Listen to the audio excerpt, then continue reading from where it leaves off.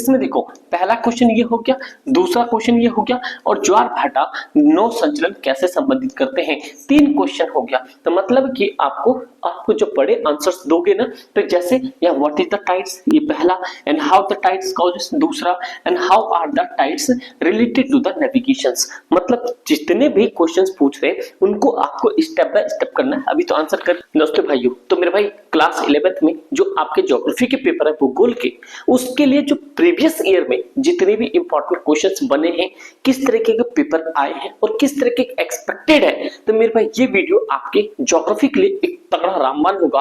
आपको पूरा आइडिया यहां से मिल जाएगा कि एक्चुअल में ज्योग्राफी का पेपर कैसे आने वाला है। तो मेरे भाई बस कंप्लीट इस वीडियो को देख लेना, आपको सारा डाउट क्लियर हो जाएगा ज्योग्राफी का पेपर कैसा आएगा। तो मेरे भाई ये जो है आपके कंप्लीट पेपर जो कि बी और सी और डी सेक्शन होगा, कि वो सारी चीजें इसमें पता चल जाएगी। तो मेरे भाई आपके सामने सबसे पहला देखो जो ये चीजें हैं ये कैसे आया है, किस तरीके से पेपर पूछे जाते हैं।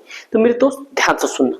जैसे आप ये देख रहे हो ये 3 नंबर का है, कितने 3 नंबर का क्वेश्चन ये आया था कि यहाँ पे ये तो व्हाइट कलर हो गया। देखो कह रहा पार्थिव ग्रह चट्टानी क्यों होते हैं, जो पार्थिव ग्रह है वो चट्टानी क्यों होते हैं, ये आपके लास्ट ईयर क्वेश्चन आया था।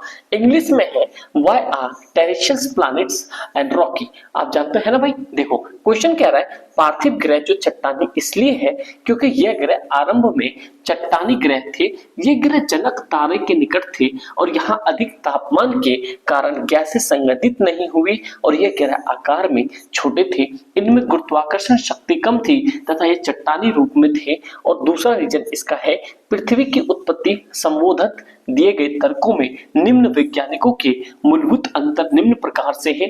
जैसे कहता है कांट व लॉप्सिस के अनुसार पृथ्वी एक उत्पत्ति धीमी गति से घूमते हुए पदार्थों के बाद निहारिका से, परंतु ये जो आपके चैवलिन और मेल्टन के अनुसार दिव्रात्रक सिद्धांत के अनुसार एक भ्रमणशील तारे से सूर्य के टकराने से पृथ्वी की उत्पत्ति हुई। मेरे भाई मतलब क्या है कि जितनी भी चीजें हैं आपको ज्योग्राफी में आपको पूरी एनसीईआरटी यूज करना ही है और कुछ ना कुछ ज्योग्राफी के टर्म्स होने चाहिए, जब भी आप सारी चीजें यूज कर पाओगे। तो पॉइंट आपको समझ आ गया कैसे करना है। तो ये हो गया आपके पहला क्वेश्चन, आपको कुछ इस तरीके से आंसर लिख के आना है। तो ये पॉइंट हो गया। अब आपको पता चलेगा जो नेक्स्ट क्वेश्चन है आपके सामने कि यहाँ पे 3 भूकंप तरंगों के नाम लिखे। Very very very very important questions मेरे भाई। किस यंत्र की सहायता से भूकंपीय तरंगों का मापन करते हैं।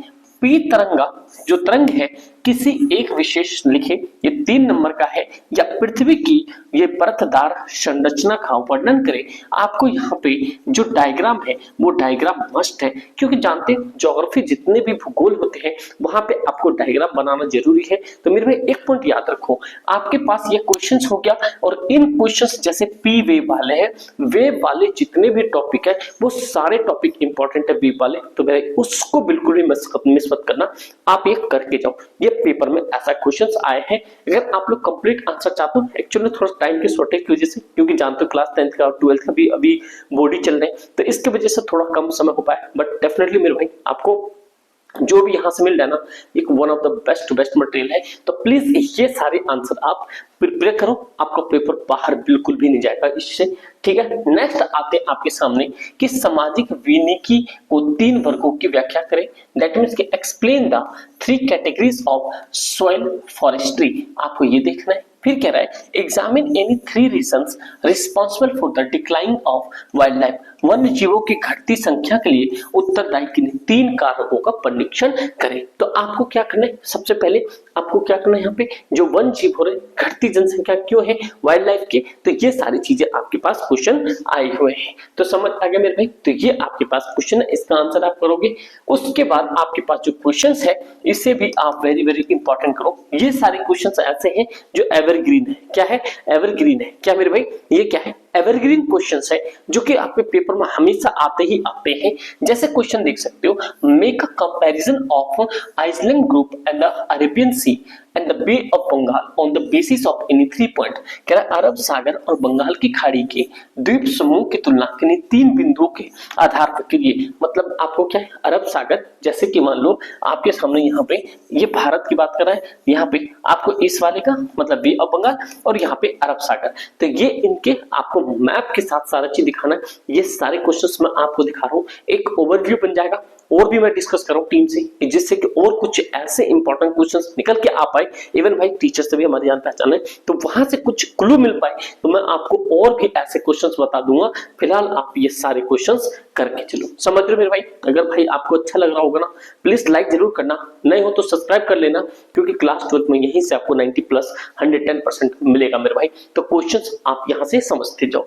उसके बाद मेरे भाई आपके पास जो सेक्शन सी में किस तरह क्वेश्चंस पूछे गए हैं, क्वेश्चन ऐसा है, व्हाट आर द ट्राइड्स, मेरे भाई ज्वार भट्टा क्या है, हाउ आर द ट्राइड कॉजेस, ज्वार भट्टा का उत्पन्न क्या कारण है। जिस तरीके से कह रहा है ना, इसमें देखो पहला क्वेश्चन ये हो गया, दूसरा क्वेश्चन ये हो गया, और ज्वार भाटा नौ संचलन कैसे संबंधित करते हैं, 3 क्वेश्चन हो गया। तो मतलब कि आपको जो बड़े आंसर्स दोगे ना, तो जैसे या व्हाट इज द टाइड्स, ये पहला, and how the tides causes दूसरा, and how are the tides related to the navigations. मतलब जितने भी क्वेश्चंस पूछ रहे हैं उनको आपको स्टेप बाय स्टेप करना है। अभी तो आंसर करके नहीं होता इसमें। जैसे मान लो पहले मैं क्या करूंगा, यहाँ पे ज्वार भट्टा क्या है उसको डिफाइन करूंगा, फिर ज्वार भट्टा के कारण क्या है, यहाँ पे मैं काउजेस लिखूंगा, 1 2 3 काउजेस लिखूंगा, फिर इसके ये दिखाऊंगा ग्रेविटेशनल से किस तरह से रिलेट करता है, फिर एक इसका डायग्राम। तो इस तरीके से अगर आप लिख के आओगे, क्योंकि क्लास 11 में अच्छी आंसर राइटिंग करोगे तो भाई क्लास 12 में 110% 70 में से 70 ला सकते हो, क्योंकि ज्योग्राफी एक ऐसा 30 नंबर का आपका प्रैक्टिकल हो जाएगा। उसके बाद क्वेश्चन है, वायुमंडल के परतदार संरचना की व्याख्या कीजिए, मतलब स्ट्रक्चर्स एटमॉस्फेयर। तो मेरे भाई एक क्वेश्चन आप लोग से, अगर आप लोगों ने पढ़ा होगा, जितने हमारे जो प्लेन होते हैं, क्या होते हैं, एरोप्लेन जो होते हैं, यहाँ पे लिख देता हूं दोबारा, देखो ये जो आपके प्लेन्स होते हैं, ये प्लेन्स कौन से लेयर में उड़ती है, आप लोग मुझे कमेंट करके बता सकते हो। जो हवाई जहाज होता है ये कौन सा है, मतलब समताप मंडल, जो भी चीजें इसमें आयनोस्फीयर, एक्सोस्फीयर, एटमॉस्फेयर का कौन सा लेयर होता है, आप लोग कमेंट करके जरूर बताना। नेक्स्ट क्वेश्चन आपके सामने है जो 5 नंबर में है, पृथ्वी पर वायुमंडलीय सामान्य परिसंरचना का चित्र बनाएं, 30 डिग्री उत्तरी और दक्षिणी अक्षांशों पर उपोष्ण कटिबंधीय उच्च दाब के संभव के कारण बताएं। क्वेश्चन कह रहा है, draw a simplified diagram so that the general circulation of atmosphere over the globe, what are the possible regions for the formation of subtropical high pressure over 30 degree north and south latitudes. ये question हो गया। फिर उसके बाद वायुमंडलीय दाब क्या है, आप जानते हो दाब का एसआई यूनिट क्या है, दैट मीन्स कि यहाँ पे एटमॉस्फेयर प्रेशर का एसआई यूनिट क्या है बता सकते हो मेरे भाई, ठीक है। Explain the force affecting the velocity and direction of the wind, पवनों की दिशा व वेग को प्रभावित करने वाले बलों की व्याख्या कीजिए। तो ये देखो कितने इंपॉर्टेंट क्वेश्चंस हैं, और ये ऐसे क्वेश्चंस हमेशा आपके पेपर में रिपीट होते हैं। तो समझ आ रही है, तो मेरे इस तरह के क्वेश्चंस आपके पेपर में आएंगे और इसी तरह क्वेश्चन आपको करने हैं। नेक्स्ट मेरे भाई, बाढ़ से आप क्या समझते हैं, देखो लॉजिकल क्वेश्चन है। बाढ़ के किन्हीं 2 कारणों की व्याख्या करें और इस आपदाओं के निवारण के कोई 2 उपाय बताएं। जैसे जैसे क्वेश्चन पूछ रहा है आपको वैसा एक्सप्लेनेशन देना है कि what do you mean by flood, flood का मीनिंग क्या होता है, explain any 2 reason of the flood, suggested any 2 mitigations of the major.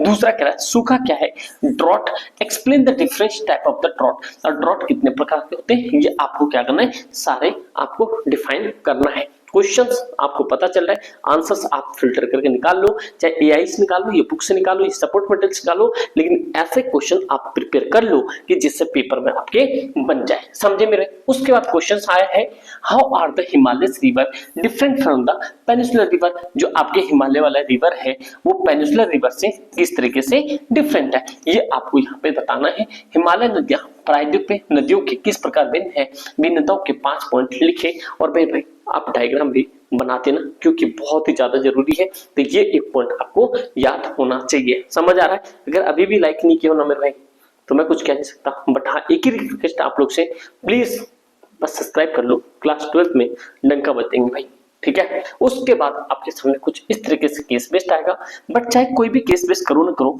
Intertropical convergence of zone जो ITCZ है, इसे आप वेरी इंपॉर्टेंट मानो, चाहे आपके ये चाहे क्वेश्चंस में बने चाहे आपके केस बेस्ड में बने, ये बनना जरूरी है, समझे मेरे भाई। तो आप इस टॉपिक को इतने अच्छे से तैयार कर लो कि आपके जो एग्जाम है वो आप मतलब अच्छा कर पाओ। तो मेरे भाई क्लास 11 के लिए ये बहुत ज्यादा जरूरी था।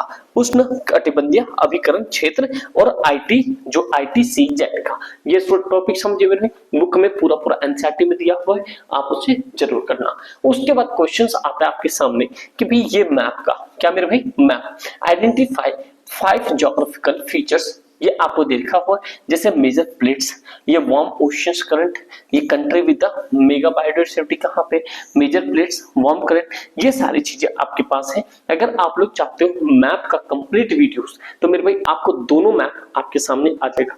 बट मेरे भाई प्लीज रिक्वेस्ट आप लोग से कमेंट करके जरूर बताना अगर मैप आपको करना है तो, क्योंकि वो लॉजिकल मैप शूटिंग सारा बताना पड़ेगा उससे। फिर अगला जो दूसरा पॉलिटिकल में आएगा जो काराकोरम अनाईमुदी, ये कौन सा है, तो चलो मुझे आप लोग ये बता सकते हैं ये जो अनाईमुदी है, ये जो 30.2 है, अनाईमुदी किस राज्य में, अगर आप लोग पढ़ा है ये किस राज्य में है, बड़े फेमस क्वेश्चन है मेरे भाई, ठीक है। मालाबार तट, शीतकालीन वर्षा क्षेत्र, मानसून जीवन, सुंदरवन और ये नीलगिरी, ये मेरे भाई आपके सामने इस तरीके के मैप है जो कि मेरे भाई आपके 5 नंबर में आएंगे। ये आपके वर्ल्ड के मैप हो जाएंगे, ठीक है, ये सारी चीजें आ जाएंगी आपके सामने, ठीक है। जैसे यहाँ पर क्या ये नॉर्थ अमेरिका, साउथ अमेरिका का, ये सारे पॉइंट्स आपको समझ आ गए मेरे भाई कैसे कैसे क्वेश्चंस है। तो आपको एक पॉइंट समझ आ जाना चाहिए कि एक्चुअल में जो पेपर थे आपके किस तरीके के पेपर आ जाएंगे, समझे मेरे भाई, ये पॉइंट समझ आया। तो अब आप लोग से एक रिक्वेस्ट है, अगर मैप और इंपॉर्टेंट क्वेश्चन चाहिए प्लीज रिक्वेस्ट है आप लोग कमेंट करके जरूर बताना। और भाई रिक्वेस्ट आप लोग से प्लीज आप बस इस वीडियो को अपने दोस्त यार तक जरूर बताना, क्योंकि इस तरह के क्वेश्चंस आपके आएंगे, इससे बाहर पेपर नहीं आएंगे। और भी मैंने मिड टर्म में जो इंपॉर्टेंट टॉपिक बताए थे वो आप कर लो, इसके ब्लूप्रिंट भी अवेलेबल है, हिस्ट्री के भी ब्लूप्रिंट अपलोड करवा दिया है, उसी हिसाब से अपनी प्रिपरेशन करो, आपका पेपर बहुत लाजवाब जाएगा। कोई दिक्कत परेशानी नहीं, कमेंट जरूर करना और भाई टेलीग्राम से नहीं जुड़े प्लीज जुड़ जाना, ठीक दोस्त। Thank you so much and जय हिंद।